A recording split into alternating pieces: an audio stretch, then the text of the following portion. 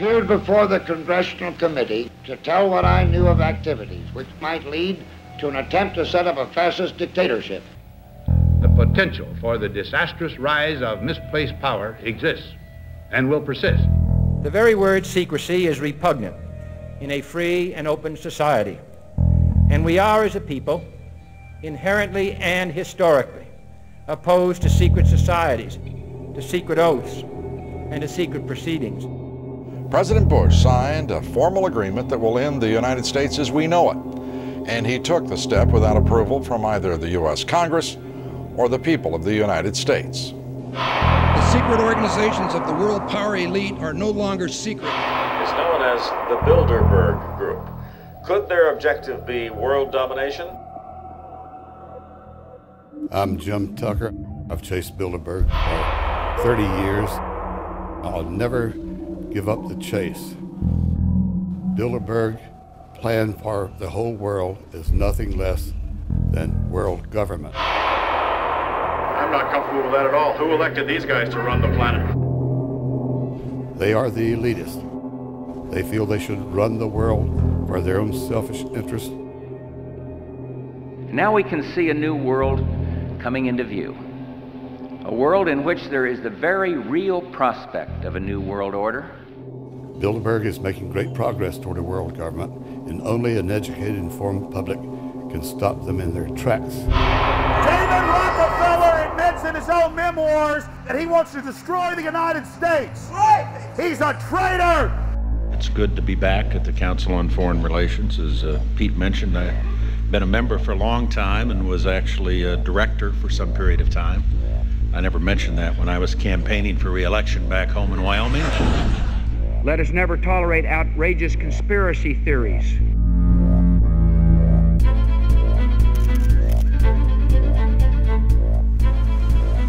I need you to move off the property, please. Some shots were fired.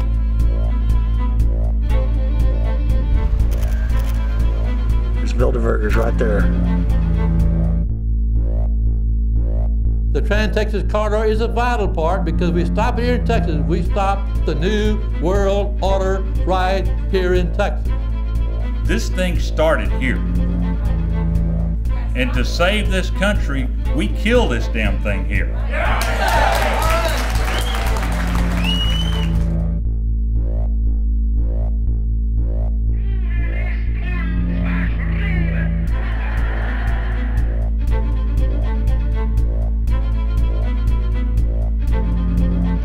There is a chance for the President of the United States to carry out a phrase his father used, and that is a New World Order. Your New World Order will fall. Humanity will defeat you. The answer to 1984 is 1776.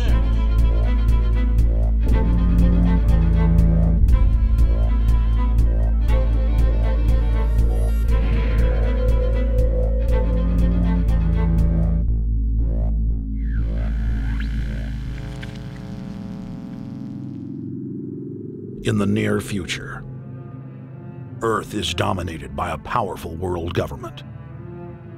Once free nations are slaves to the will of a tiny elite. The dawn of a new dark age is upon mankind. Countries are a thing of the past. Every form of independence is under attack, with the family and even the individual itself nearing extinction. Close to 80% of the Earth's population has been eliminated.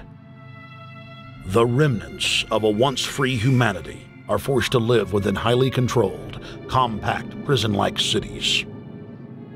Travel is highly restricted. Superhighways connect the megacities and keep the population from entering into unauthorized zones. No human activity is private. AI supercomputers chronicle and categorize every action. A prison planet dominated by a ruthless gang of control freaks whose power can never be challenged.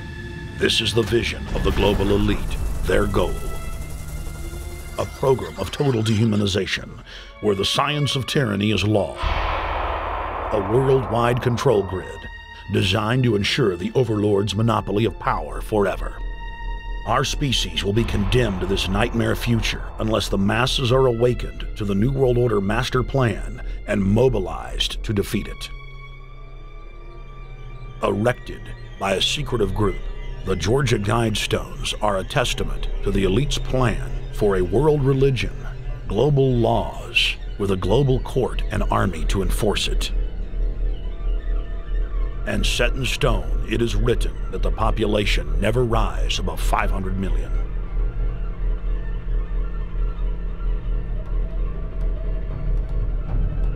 In this film, you will learn how our world is truly governed.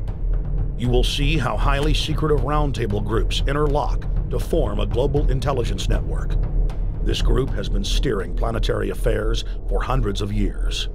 Now, in the final stage, they prepare for open world government.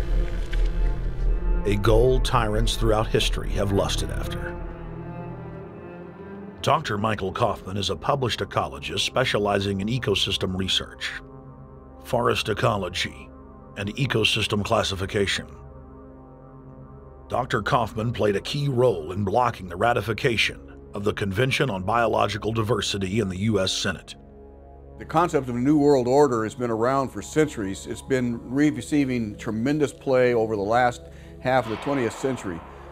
George Bush, the first senior president, George Bush, used it a lot in his speeches and really implies that he really wants to see a order in which we have a universal or a global type of governance in which every human being on planet Earth is ultimately responsible to policies that are being formulated at the international level. It is a big idea, a new world order.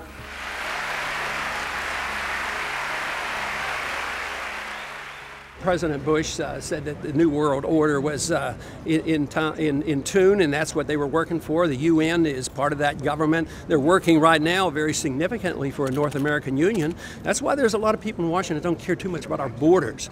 They have a philosophical belief that national sovereignty is not important. It's also the reason I have made very strong suggestion that we need not be in the United Nations for our national security. It's really always the same. You go back throughout all of history, the Roman Empire, the Soviet Union, Hitler during the Nazism was always saying that it's going to create the utopia for the average person, when in fact, history always shows that it does exactly the opposite. Conquest and empire is as old as civilization. Babylon, Egypt, and Greece. They all built empires in an attempt to rule the world. The Roman system at its peak dominated the known world. Complex governmental systems were developed to control diverse populations. During the period between the 15th and 19th century, new empires emerged and again waged war for supremacy. The nobility, as well as the thriving merchant class, were financed by a handful of private banks. Many of the great money houses would hedge their bets and finance both sides of a war. Sophisticated intelligence-gathering networks gave the financiers a clear edge over the governments they were slowly gaining control of. On the 18th of June, 1815, agents of the British arm of the Rothschild family looked on as Emperor Napoleon Bonaparte fought desperately to save his army from the jaws of a British-Prussian pincer attack. A Rothschild agent was able to get the news of Napoleon's defeat at the hands of Lord Wellington to Nathan Rothschild a full 20 hours before the news reached London. Nathan, the head of the British arm of the Rothschild family, put out the rumor to the London Stock Exchange that Napoleon had won the war. Stocks plunged by 98%, and Rothschild was then able to buy up the entire British economy for pennies on the pound. When the news of Napoleon's defeat finally arrived, stock